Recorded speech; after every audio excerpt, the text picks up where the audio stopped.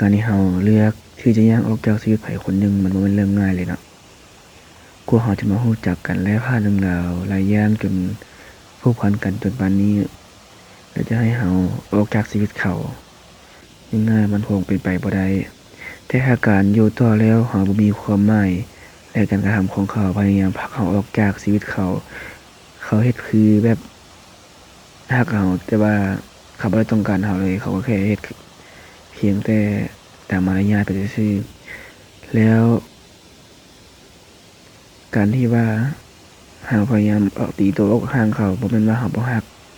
เราแค่รู้สึกว่าเราบ่มีค่าแล้วก็บ่รู้ว่าเราจะต้องทุกข์กับเรื่องแบบนี้ไปอีกโดนส่ำใด